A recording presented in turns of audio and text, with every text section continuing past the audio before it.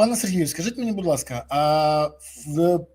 зараз велика кількість українців не розуміє, що відбувається на фронті.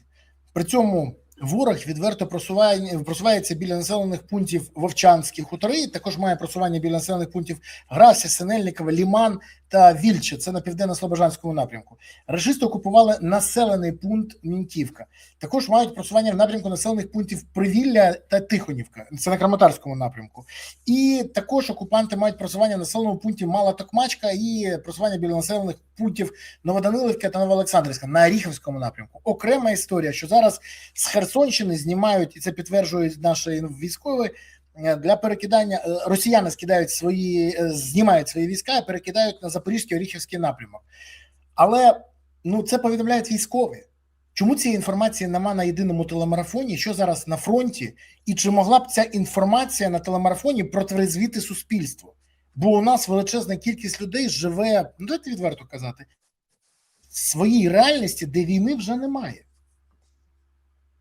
Ця реальність відсутня, тому що і влада прибрала з інформаційного простору, і в багатьох випадках ті, хто чекають своїх рідних і близьких з фронту, ті в темі, ті цікавляться. Ті, хто допомагають фронту, також в темі цікавляться. А певна частка абсолютно інертна, і реалії української спільноти по відношенню до війни можна перевірити в тому самому Буковелі. До речі, я розумію, що певна частка громадян, які могли поїхати з фронту відпочити там, дай Бог, щоб у них були нормальний відпочинок, але жодного разу я не побачив жодного представника ТЦК в Буковелі. Чому? Це олігархи викупили так, щоб вони там не з'являлися, чи обласним воєнкомом Львівської і Івано-Франківської області заборонено було свої туди 5 копійок вставляти? По Києву на кожному третьому перехресті стоїть перевірка документів і перевіряють документи, і в певних моментах пропонують проїхати до ТЦК. А от щось по прикладам, що стосується того ж самого Буковелю, той кількості, що в Буковелі, мінімум там 3 бригади можна було за 2 дні сформувати. Але нічого, це якраз показує реалії відношення влади до ситуації по забезпеченню потреб фронту. А фронт потребує не тільки навчених, мотивованих, підготовлених людей. Дивіться, яка кількість спортсменів, лижників могла безпосередньо зараз пересуватися на фронті, маючи ті навички, які вони отримали в Буковелі. А у нас на фронті ані лиш, ані снігоступів немає, і це проблема. І я вже не кажу, що певна кількість виросла, кількість обморожених. Вона завжди була, і тут не залежить питання тільки від забезпечення з боку держави. Тут ще питання особистої навченості, підготовленості людей захищати себе від холоду. І чи є ці спроможності, чи в потрібній кількості виробляє держава ті самі хімічні грілки для ніг і для рук. Питання номер 1. Цікавий момент, тут сьогодні спілкувався з людиною, який повернувся і намагається оформити документи по певним нюансам, пільг для військових. Він довгий час воював, а зараз повернувся. І зараз він просто в шоці від тої невдячності, яка є з боку певних чиновників всередині держави. Я йому сказав, я через це проходив, і далі буде ще цікавіше. А от коли повернеться величезна кількість людей з фронту по закінченню війни, рано чи пізно закінчиться, чи готове суспільство прийняти ті, хто його захищав. Тому ситуація полягає в тому, що є 2 світи. Є світ, який фронт, і ті, хто чекає, допомагають і забезпечують. Є інший світ, який в тилу і абсолютно начхати, що там відчуває фронт, і реалії війни там відсутні. Хіба що вони виникають, коли летять дрони, коли пропадає світло, тепло, вода. І черговий раз ми бачимо, що ми обираємо тих, хто не спроможні просто функціонально виконувати правильно свої функціональні обов'язки, починаючи від голів міських адміністрацій, закінчуючи першими особами держави. Скажіть мені, от ми про все вже проговорили, але ми абсолютно не почули і ви не задали питання, тому що просто нема що задавати. А яка стратегія розвитку України на 26 рік? Такі ж немає. Так от питання ж про те, стратегія що? Перемогти в цій війні, вистояти, здатися цій війні. Я не бачу взагалі ніякої стратегії. Мало того, ми ж нічого не чуємо з уст нашого президента, якого обрали, він уже там переходив всі сроки. А що далі? Що він вирішив? Можливо, він прийняв рішення і піде в відставку, можливо, він стомився, хоче звільнити свою посаду. Ми ж взагалі не розуміємо. Іде постійна така вовтузіння на рівному місці, а не ніякого результату. Для чого ми, хто ми і що ми хочемо досягнути? Можна почути від людини, яку в свій час 40% українського народу обрали президентом України. Пане Сергію, але ж при всьому цьому, давайте відверто казати, у нас влада використовує тільки одну стратегію. Нам би день простояти і нічку протриматися. Ну, це ж ми бачимо. І, на жаль, іншої стратегії немає.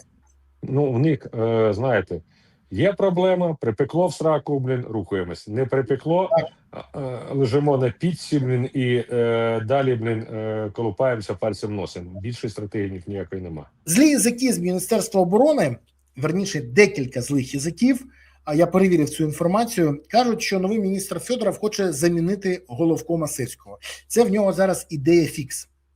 При тому я запитав і в Генштабі, вони кажуть, ми про це знаємо, але якщо публічно, будемо казати, що ні, нічого подібного. Але кажуть, що головком про це вже знає. Кандидатів два – Мойсюк і Драпатий. Взагалі, наскільки це може виправити ситуацію на фронті при той ситуації з мобілізацією, СЗЧ і забезпеченням зараз? Резервів, відверто, ми знаємо, поставити нового головкома – це не значить забезпечити нові резерви. Техніки, людей, зброї, всього. То скажіть, будь ласка, це рішення, воно вже назріло і що воно виправить? Дивіться, можна поміняти ще 20 главкомів, але питання полягає в тому, що якщо фронт не отримує людей, техніку, зброю, боєприпаси, якщо фортифікаційні споруди не будуються в потрібній якості і кількості, то це абсолютно нічого не вирішує. Раз. Друге. Про ті проблеми, які існують в армії, в своїй більшості, це проблема не армії, це проблема системної відсутності відповідної роботи з боку політичного керівництва країни, з боку центральних органів виконавчої влади, органів місцевого самоврядування, підприємств, установ. Ще раз нагадую, такий приклад привожу, що ситуація з мобілізацією в Україні нагадує, коли в човні сидить 7 чоловік, один на кермі, це президент, 6 з веслами, але гребе тільки один, це Збройні Сили.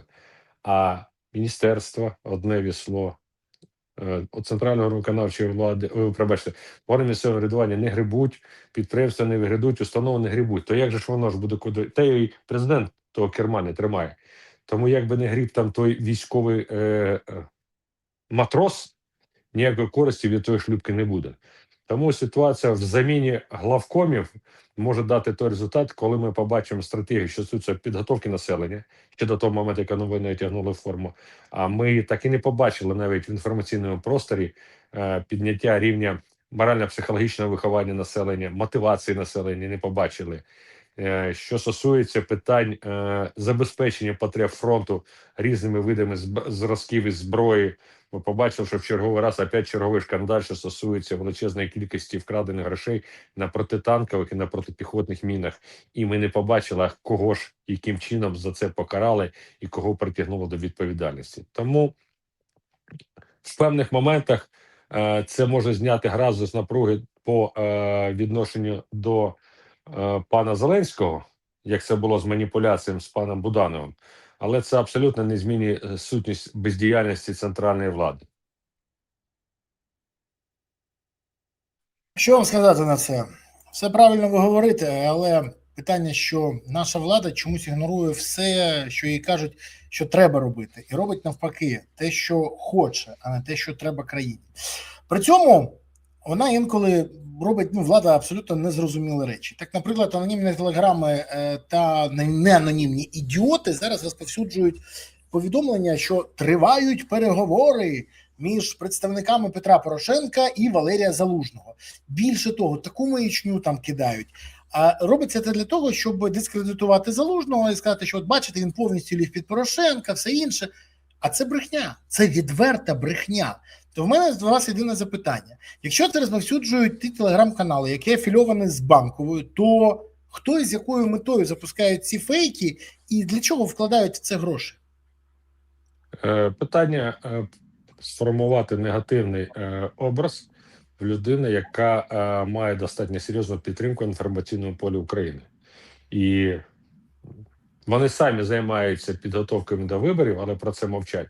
Але в цьому хочуть звинувачити людину, яка безпосередньо значно популярніша на даному етапі, чим той самий безпосередньо Зеленський. Все дуже просто. Обливає брудом того, хто твій конкурент, а нехай він виправдовується. А Залужний не може виправдовуватися з двох причин. По-перше, він на державній службі, він посол України, Великої Британії, займається іншим функціоналом. А по-друге, якщо він почне виправдовуватися, то це знову буде правило, що він все ж таки відчуває свою провину, бачите, він виправдовується. Тут в будь-якому випадку його хочуть зробити винуватим. Звичайно, було б простіше, щоб пан Залужний дав хоч одне там на 3 слова інтерв'ю. Ну, наприклад, шановні ті, хто рахує, що цим займається, рухайтесь, будь ласка, в напрямку затонувшого російського корабля. Все буде дипломатично, красиво. Я займаюся функціональним виконанням своїх обов'язків, що стосується посла України. Поки що не до політики. Закінчиться війна, займаємось політикою, можливо, а можливо і ні. На жаль, Залужний це поки що не сказав, але допечуть, може сказати. Я, на жаль, не знаю, особисто не спілкуюсь з Залужним, а спілкуюсь тільки з його прес-секретарем. Я поставив йому запитання консультантом по інформаційних питаннях. І вона мені каже, що Залужний сфокусований зараз виключно на дипломатичній роботі, вона займає весь його час, і тому можливості дати інтерв'ю зараз немає. Але ви праві на 100%. Рано чи пізно, якщо допечуть, то він вискажеться. І проблема в тому, що коли він вискажеться, це запустить таку хвилю, що ті, хто посіяли вітер, отримують бурю. То мені здається, що не треба будити лиха, поки воно тихо. Але ні, люди, мабуть, не можуть здати собі раду і от роблять отак. Ну, подивимось. Сподіваюсь, що рано чи пізно все ж таки безглузді дії отримують кармічне покарання, а потім і то, яке згідно закону України за це мають понести.